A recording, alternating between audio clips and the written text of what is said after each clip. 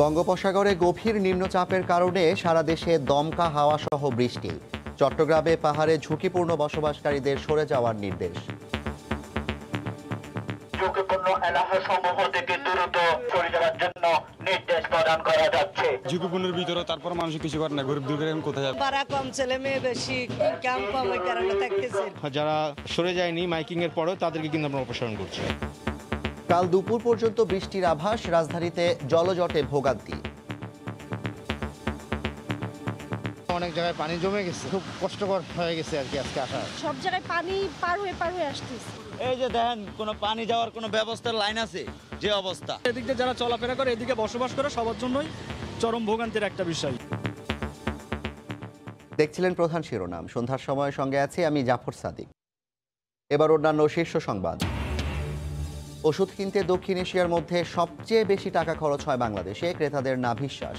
নিয়ন্ত্রণ না থাকাকেই দুষছেন বিশেষজ্ঞরা।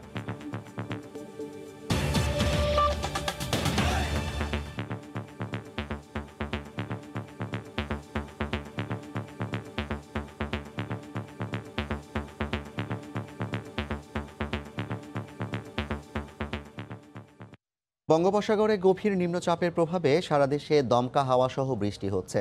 সেই সঙ্গে সাগর উত্তাল থাকায় বন্ধ হয়ে গেছে চট্টগ্রাম বন্দরের বহির্নোঙরে পণ্য খালাস। এদিকে টানা বর্ষণে চট্টগ্রামে পাহাড় ধসের আশঙ্কায় ঝুঁকি নিয়ে বসবাসকারীদের সরে যাওয়ার নির্দেশ দিয়েছে জেলা প্রশাসন। আগামীকাল দুপুর 12টার পর পরিস্থিতি উন্নতি হতে পারে বলে জানিয়েছে আবহাওয়া অধিদপ্তর।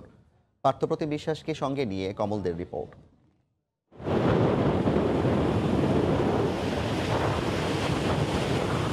বঙ্গোপসাগরে সৃষ্ট নিম্নচাপের প্রভাবে সাগর বর্তমানে ভয়াবহ উত্তাল। বড় বড় ঢেউ আসছে পড়ছে বিস্তীর্ণ উপকূলে। জোয়ারের সময় সাগরের ছিল রুদ্ররূপ। সাগর উত্তাল থাকায় চট্টগ্রাম বন্দরে বহির্নোঙরে শুক্রবার সকাল থেকে পণ্য খালাস পুরোপুরি বন্ধ হয়ে যায়। লাইটারের জাহাজগুলোকে পতেঙ্গা উপকূলে এনে রাখা হয়েছে। বহির্নোঙরে পণ্য খালাসের অপেক্ষায় রয়েছে 50টির বেশি মাদার ভেসেল। আমাদের মোট কার্গোর 70% কিন্তু বহির্নোঙরেই ডেলিভারি হয় এবং লাইটার জাহাজগুলো সারা দেশে নিয়ে যায়। সেই কার্যক্রম এখন বন্ধ আছে আবহাওয়ার কারণে। গত 24 ঘন্টায় চট্টগ্রামে রেকর্ড পরিমাণ অর্থাৎ 182 মিলিমিটার বৃষ্টিপাত রেকর্ড করা হয়েছে, যা এই মৌসুমের সর্বোচ্চ বৃষ্টিপাত। এক্ষেত্রে আবহাওয়া অফিস বলছে শনিবার দুপুর পর্যন্ত এই অবস্থা বিরাজ করবে। বন্দরনগরী চট্টগ্রামে প্রবল বর্ষণ মানে পাহাড় ধসের সংখ্যা, আর বৃষ্টি পড়লে শুরু হয় ঝুঁকিপূর্ণ বসবাসকারীদের সরিয়ে নেওয়ার কাজ। এবারও ব্যতিক্রম হলো না। মুষলধারা বৃষ্টির মধ্যে শুক্রবার সকাল থেকে বিভিন্ন পাহাড়ি এলাকায় লোকজনকে সরে যাওয়ার আহ্বান জানিয়ে মাইকিং করে জেলা প্রশাসন। নির্দেশ প্রদান করা যাচ্ছে। মানুষ কিছু করে না, গরিব দুর্গের কোথায় যাবে? এখন মনে করেন ওই কারণে ঝুঁকিপূর্ণের ভিতরে মনে করেন অবস্থাপন করতে হবে। এখানে বৃষ্টি আসলে দেখা যায় যে আমাদের জেলা প্রশাসনের পক্ষ থেকেই এই জায়গাগুলোতে তদারকি করতে হয়। আমরা এখানে এখন জোরপূর্বক যারা সরে যায়নি মাইকিং এর পরেও তাদেরকে কিন্তু আমরা অপসারণ করছি।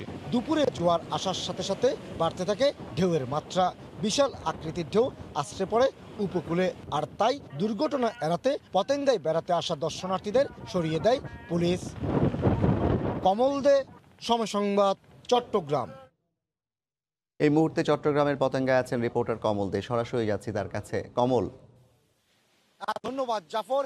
জোয়ার শেষে এখন কিন্তু ভাটা, তার উত্তাল মাত্রা সেটা কিন্তু আগের মতোই রয়ে গেছে। অর্থাৎ যেহেতু সাগরে এখন গভীর নিম্নচাপ সৃষ্টি হয়েছে, সেই নিম্নচাপের প্রভাবে কিন্তু সাগর এখন খুবই উত্তাল। আমরা সকাল দুপুর থেকে দেখেছি গভীর ভাটা ছিল তখন যেমন উত্তাল ছিল, ঠিক ভরা জোয়ারে সেটা একটু রুদ্ররূপ, ভয়াবহ রূপ ধারণ করেছে। আর এই কারণে কিন্তু চট্টগ্রাম বন্দরে বহির্নোঙরে কিন্তু পণ্য খালাস গত প্রায় 24 ঘন্টা হতে চলে যে বন্ধ রয়ে গেছে, এবং আগামীকাল যদি পরিস্থিতির কিছুটা উন্নতি হয় হয়তোবা তারা বহির্নোঙরে পণ্য খালাস শুরু করবে।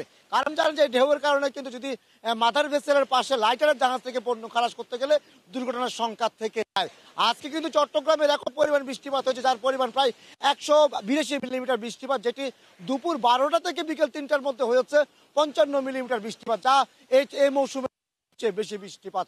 আর এর ফলে কিন্তু পাহাড় ধসের সংখ্যা সৃষ্টি হয়েছে, যে কারণে চট্টগ্রামের মতিঝর্ণা, লালখান বাজার, শেরশাহ এবং বায়েজি সব বিভিন্ন যে পাহাড়ি এলাকা রয়েছে সেখান থেকে কিন্তু লোকজনকে সরিয়ে যেতে বলা হয়েছে, এবং কিছু কিছু পরিবারকে তারা সরিয়ে এনেছে। কিছুক্ষণ আগে আমি কথা বলেছিলাম নির্বাহী ম্যাজিস্ট্রেট তহিদুল ইসলামের সাথে। তিনি আমাদেরকে বলেছেন তারা চেষ্টা করছেন যারা ঝুঁকিপূর্ণ অবস্থায় আছে তাদেরকে যেন সরিয়ে আনতে পারে। আর কারণ চট্টগ্রামের একটি যেটি বৃষ্টির ধারা সেটি হলো টানা যখন দুদিন বৃষ্টি হবে ঠিক বৃষ্টি যখনই থামে তখনই কিন্তু পাহাড়গুলি ধস শুরু হয়। অর্থাৎ যেহেতু বালির পাহাড় সেখানে কিন্তু দুদিন বৃষ্টির সময় কিন্তু পাহাড় ধস হয় না, পাহাড় বৃষ্টি যখন থেমে যায় তখনই কিন্তু এই ধসটা নামে। আর তাই ব্যাপক প্রাণহানি হয়। জানেন গত 4 বছরে কিন্তু প্রায় 300-এর বেশি লোক মারা গেছে, গত 1 দশকে প্রায় 300-এর বেশি লোক মারা গেছে পাহাড় ধসে। যে কারণে কিন্তু বৃষ্টি হলেই প্রশাসনকে পাহাড় ধস নিয়ে আতঙ্কে থাকতে হয়, সাধারণ মানুষকে আতঙ্ক থাকতে, যে কারণে সাধারণ মানুষকে সেখান থেকে সরে যেতে বলা হয়েছে। প্রায় 1 লাখের বেশি মানুষ কিন্তু পাহাড়ে ঝুঁকিপূর্ণ অবস্থায় বসবাস করছে। তো জাফর, এখন পর্যন্ত আমার কাছে ছিল সাগরের নিম্নচাপের কারণে এখন যে উত্তাল রয়েছে, বন্দরে বহির্নোঙরে পণ্য খালাস বন্ধ রয়েছে এবং পাহাড় থেকে লোকজনকে না সরে আসতে বলা হয়েছে, তার সর্বশেষ। বঙ্গোপসাগরে সৃষ্ট নিম্নচাপের খবর জানাতে পতেঙ্গা থেকে যুক্ত হয়েছিলেন সহকর্মী কমল দে। এদিকে বৈরী আবহাওয়ায় রাজধানীতে কখনো ঝুম কখনো গুঁড়ি গুঁড়ি বৃষ্টি হচ্ছে। এতে অনেক এলাকায় জলাবদ্ধতার সৃষ্টি হয়েছে, ভোগান্তিতে পড়েছেন নগরবাসী। এই মুহূর্তে রাজধানীর মোহাম্মদপুরে আছেন রিপোর্টার ফারুক ভূঁইয়া রবিন। সরাসরি যাচ্ছি তার কাছে। রবিন, জাফর, গভীর সমুদ্রে নিম্নচাপের ফলে গত রাত থেকে রাজধানীতে যে বৃষ্টি হচ্ছে সেটি হয়তো আজকে ছুটির দিন হওয়ার কারণে যারা বাড়িতে রয়েছেন তাদের জন্য হয়তো বা এক ধরনের স্বস্তির কারণ হতে পারে, কিন্তু যারা বিভিন্ন প্রয়োজনে বাইরে বেরোচ্ছেন তাদের ক্ষেত্রে কিন্তু অনেকের ক্ষেত্রে বিড়ম্বনা তৈরি হয়েছে। আমরা আসলে যেটি দেখছি, যদিও বা রাজধানীর অনেক জায়গা থেকে যে পানি জমেছিল সেটি নেমে গেছে, কিন্তু এখনো পর্যন্ত অনেক রাস্তা রয়েছে যেখানে এখনো পর্যন্ত যে পানি জমে আছে। আমরা দেখতে পাচ্ছি এই মুহূর্তে আমরা যে বসিলা রোডে রয়েছে মোহাম্মদপুরের, সেখানে দেখতে পাচ্ছি, এবং অনেক জায়গাতে খানাখন্দ থাকার কারণে যে যানবাহনগুলো সেগুলো কিন্তু এক ধরনের যে নানা সমস্যার মধ্যে পড়েছে। আমার ঠিক পাশেই একটি বাস দেখতে পাচ্ছেন, সেটি আসলে যে এই খানাখন্দ থাকার কারণে রাস্তাতে, এবং আসলে যেহেতু জলাবদ্ধতা রাস্তায় পানি জমে গেছে সেই কারণে আঁচ করা যায়নি, সে কারণে কিন্তু সেই বাসটি সেটি কিন্তু আটকে আছে রাস্তার মধ্যে এবং সেটি আসলে খানাখন্দের মধ্যে পড়ে যায়। এবং এই বাসটিতে মূলত আমরা প্রত্যক্ষদর্শীদের কাছ থেকে যেটি জানতে পেরেছিলাম, এখানে প্রায় 20 জনের মতন যাত্রী ছিলেন, কিন্তু এই যে রাস্তায় যে জলাবদ্ধতা তৈরি হয়েছে সেটার কারণে কিন্তু এই প্রায় 20 জনের মতন যাত্রী নিয়ে এই আমার ঠিক পাশের যে বাসটি রয়েছে সেটি কিন্তু একদম খাদে পড়ে গিয়েছে এবং সেখান থেকে আসলে এখনো পর্যন্ত তোলা সম্ভব হয়নি। এবং শুধু এই বাসটি নয়, এর আগেও কিন্তু আমি ঠিক এই জায়গাটাতে বিভিন্ন ধরনের যানবাহন, সিএনজি কিংবা রিক্সা, এই ধরনের যে যানবাহন আমরা দেখছি যেগুলো আসলে যে খানাখন্দের মধ্যে পড়ে গেছে, এবং যাত্রী সাধারণ মানুষের জন্য কিন্তু এক ধরনের বিড়ম্বনা তৈরি হয়েছে। এবং সাধারণ মানুষ আসলে যেটি বলছেন যে তারা চান সিটি কর্পোরেশন এবং ওয়াসা তারা যেন তাদের নিজ নিজ দায়িত্ব পালন করার মাধ্যমে নাগরিক যে সমস্যাগুলো আছে সেগুলো যেন সমাধান করে। তো এই ছিল আমার কাছে সবচেয়ে জাফর সাদিক। নিম্নচাপে সৃষ্ট বৃষ্টিতে রাজধানীর বিভিন্ন স্থানে জলাবদ্ধতার খবর জানাতে মোহাম্মদপুর থেকে যুক্ত হয়েছিলেন রিপোর্টার ফারুক ভূঁইয়া রবিন। সন্ধ্যার সময় আরও থাকছে শারদীয় দুর্গোৎসবের মহাসপ্তমীতে নবপত্রিকা স্নান আর বিহিত পূজায় আনুষ্ঠানিকতা, করোনা মুক্তির বিশেষ প্রার্থনা। গলা টিপে এক ছাত্রকে নির্যাতনের অভিযোগে মামলা হয়েছে মাদ্রাসার শিক্ষকের বিরুদ্ধে। পরিবার ও স্থানীয়দের অভিযোগ, যৌন নির্যাতন করা হয়েছে শিশুটিকে। এ ঘটনার পর থেকেই পলাতক অভিযুক্ত শিক্ষক। তার গ্রেফতার ও বিচার দাবিতে মাদ্রাসার সামনে মানববন্ধন করেছে পরিবার ও এলাকাবাসী। রাজধানীর ধানমন্ডির উম্মুল কুরআন হাফিজিয়া মাদ্রাসার অধ্যক্ষ জানান, নির্যাতনের অভিযোগ প্রমাণিত হওয়ায় বরখাস্ত করা হয়েছে ওই শিক্ষককে। এক ভাই না অত্যাচার এবং নির্যাতন করেছে, সে আজকে কথা বলতে পারছে না। 12 বছরের সন্তানকে নির্যাতনের ঘটনায় মানববন্ধনে দাঁড়িয়ে মায়ের আর্তনাদ, বিচারের দাবিতে কান্নায় ভেঙে পড়েন। শুক্রবার জুমার নামাজের পর ধানমন্ডির উম্মুল কুরআন হাফিজিয়া মাদ্রাসার সামনে হওয়া এই মানববন্ধনে ভুক্তভোগী শিশুর পরিবারের সঙ্গে অংশ নেন এলাকাবাসীও। পরিবার ও স্থানীয়দের অভিযোগ, মাদ্রাসাটির শিক্ষক আব্দুর রহমান বশির শিশুটির গলা চেপে ধরে মারধর করেন। রয়েছে বলৎকারের অভিযোগও। ঘটনার পর থেকেই কথা বলতে পারছে না শিশুটি। জড়িত শিক্ষকের বিচার দাবি করেছেন তারা। তার যে কণ্ঠনালী যেটা আছে সাউন্ড বক্স, এটা নষ্ট হয়ে গেছে। উচিত বিচার সরকারের কাছে চাই, আমাদের জনগণ, আমাদের সন্তানের উপর এই অত্যাচার বিচার। তারা এখন মাদ্রাসা বন্ধ করে দিয়েছে এবং এই ঘাতক পালাতক অবস্থায় আছে। শিশুটির বাবার দাবি, থানায় অভিযোগ দিয়েও কোনো প্রতিকার পাননি। অভিযোগ দেওয়ার পরে থানা থেকে আবার বলতেছে আপনি অভিযোগ দিয়েছেন, এখন কেস করে যান। পরে আমরা 2-3 দিন পরে আবার কেস করতে গেলাম, কিন্তু যে ঢাকা মেডিকেলে কাগজ দেওয়া হয়েছে, কাগজ বলতেছে কাগজ নেই, আপনার কেস থাকবে না। মাদ্রাসাটির অধ্যক্ষ জানান, অভিযুক্ত শিক্ষককে চাকরিচ্যুত করা হয়েছে। শিক্ষক মারছে, যেটা আমরা শুনছি, তাকে বরখাস্ত করছি, থানায় মামলা হয়েছে, বিচারাধীন আছে। হাজারীবাগ থানার ওসি জানান, এ ঘটনায় অভিযুক্তকে গ্রেফতারের চেষ্টা চলছে। মামলা হয়েছে, আমরা আসামি অ্যারেস্ট করবো, মেডিকেলের যোগাযোগ ব্যবস্থা নেব। ঘটনার পর থেকেই পলাতক রয়েছেন অভিযুক্ত শিক্ষক। সাময়িক বন্ধ রাখা হয়েছে মাদ্রাসাটি। শাওন, সময় সংবাদ, ঢাকা। স্বাস্থ্য অধিদপ্তরের হিসেবে করোনায় আক্রান্ত হয়ে দেশে একদিনে আরও 14 জন মারা গেছেন। নতুন শনাক্ত হয়েছেন 1586 জন।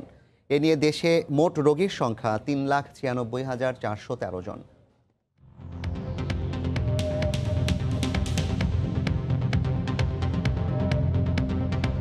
দেশে একদিনে নমুনা পরীক্ষা করা হয়েছে 14,119 জনের। এই পর্যন্ত মোট নমুনা পরীক্ষা করা হয়েছে 22,35,468 জনের। 24 ঘন্টায় নতুন করে শনাক্ত হয়েছে 1,586 জন। এ নিয়ে দেশে মোট রোগীর সংখ্যা 3,96,413 জন। 24 ঘন্টায় মারা গেছেন 14 জন। এ পর্যন্ত করোনা আক্রান্ত হয়ে মারা গেলেন 5,761 জন।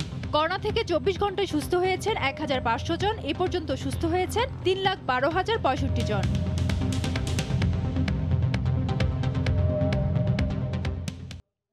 সন্ধ্যার সময় আরও থাকছে। শেষ নির্বাচনী বিতর্কেও বাইডেনের কাছে হারলেন ট্রাম্প। মিত্র দেশ থেকে অর্থ নেয়ার পাল্টাপাল্টি অভিযোগ। অভিবাসন ও বর্ণবাদ ইস্যুতেও মুখর দুই প্রার্থী। দেশের স্বাস্থ্য ব্যয়ের মোট খরচের প্রায় 45% ওষুধ কিনতে ব্যয় হয়, যা পার্শ্ববর্তী দেশগুলোর তুলনায় 10 থেকে 20% বেশি। বিশেষজ্ঞরা বলছেন, ওষুধের বাজারের উপর সরকারের পুরোপুরি নিয়ন্ত্রণ না থাকায় লাগামহীন দাম। যদিও ওষুধ প্রশাসন বলছে নিয়ন্ত্রণ আছে বাজারে। কি সমস্যা? রুমার 13 বছরের মেয়ে ভুগছে কিডনি জটিলতায়। রুটিন করে প্রতি সপ্তাহে 2 বার ডায়ালাইসিস করতে হয়। সরকারি হাসপাতাল হলেও এক সপ্তাহে এর জন্য কেবল ওষুধ বাবদ খরচ 4 থেকে 5,000 টাকা। নিম্ন মধ্যবিত্ত পরিবারের জন্য তা কত বড় বোঝা কেবল ভুক্তভোগীরাই জানে। এরই মধ্যে বাজারে বেড়েছে শ্বাসকষ্টজনিত সমস্যা সহ নানা ওষুধের দাম। যেগুলো ছিল এগুলো দাম বাড়ছে। বিশ্ব স্বাস্থ্য সংস্থার দেয়া তথ্য বলছে, দেশে স্বাস্থ্য ব্যয়ের মোট খরচের 44.6% ব্যয় হয় ওষুধ খরচ বাবদ। মানুষ নিজের পকেট থেকে 100 টাকায় প্রায় 67 টাকা মতো খরচ করে।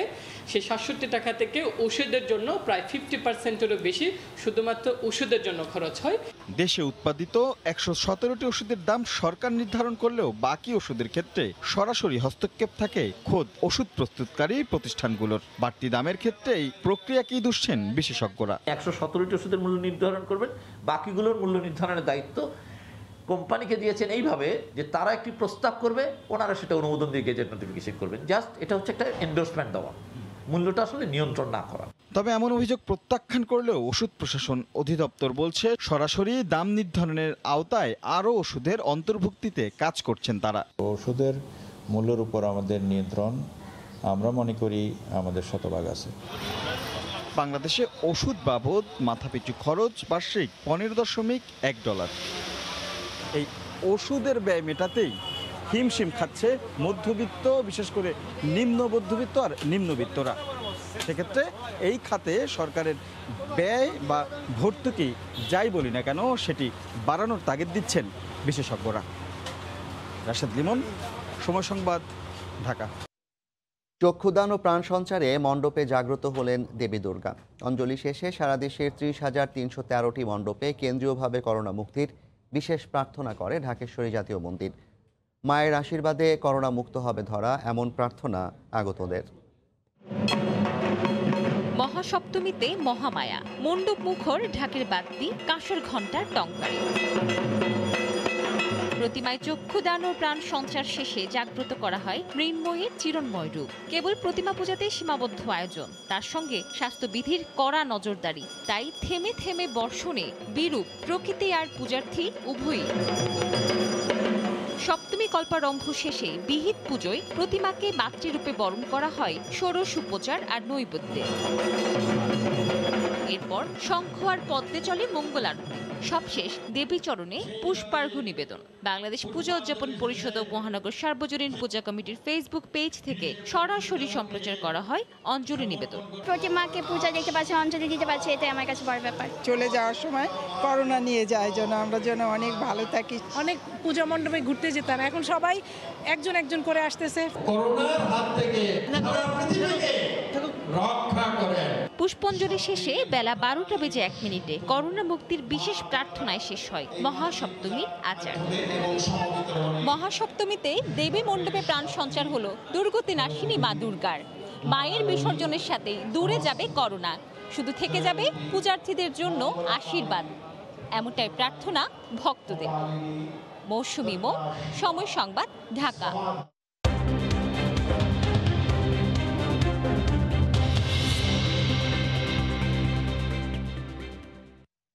রাজশাহীর খড়খড়ি বাইপাসে প্রতিদিনই শাকসবজির পাইকারি হাট বসে। কিছুটা কম দামে টাটকা শাকসবজি কিনতে পারায় সন্তুষ্ট ক্রেতারা। সাইফুর রহমান রকির রিপোর্ট। রাজশাহীর পবা দুর্গাপুর উপজেলায় চাষাবাদ হয় নানা ধরনের শাকসবজি। জমি থেকে বিক্রির জন্য এসব শাকসবজি প্রতিদিন সকালে কৃষকেরা নগরীর খড়খড়ি বাইপাস হাটে আনেন। খুচরা ব্যবসায়ীরা এখান থেকে পাইকারি দরে বিভিন্ন সবজি কিনে ভ্যানে করে শহরের অলিতে গলিতে বিক্রি করেন। এখান থেকে প্রতিদিন আমরা কাঁচা সবজি কিনে শহরে বন্দরে বেচি।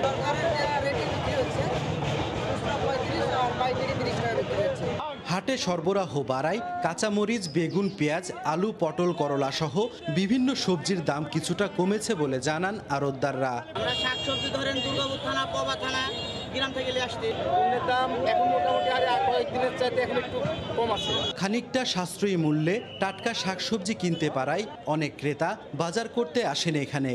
পাইকারি পাল্লা ধরে পাই, পাইকারি নিলাম একটু কেজি প্রতি 5 টাকা 10 টাকা কম পাওয়া যায়, টাটকা পাওয়া যায়, মিনিমাম দামে পাওয়া যায়। এই জন্য কম পাওয়ার জন্য যে সবজি থেকে শুরু করে কিছুটা শহরের চেয়ে কিছুটা হলেও কম আছে।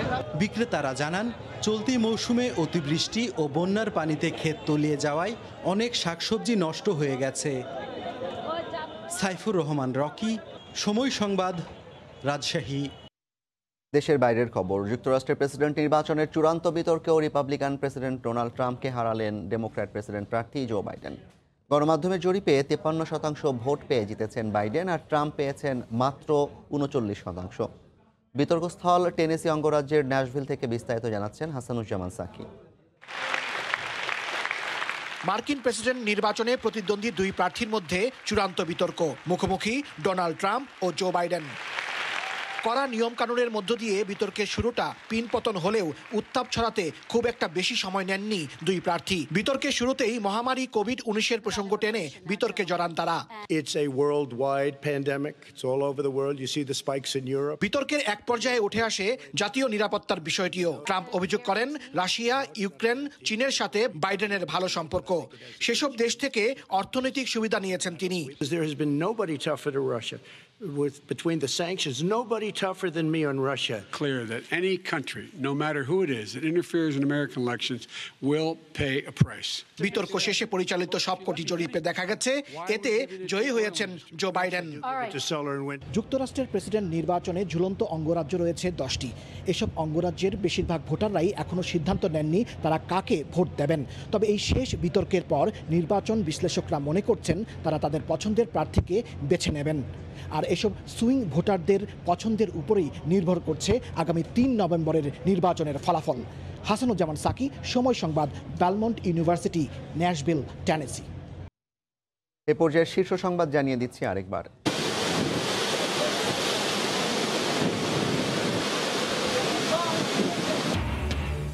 বঙ্গোপসাগরে নিম্নচাপের কারণে সারা দেশে দমকা হাওয়া সহ বৃষ্টি। চট্টগ্রামে পাহাড়ে ঝুঁকিপূর্ণ বসবাসকারীদের সরে যাওয়ার নির্দেশ। রাজধানীতে জলজট। এই ছিল সন্ধ্যার সময়। সঙ্গে থাকুন সময়।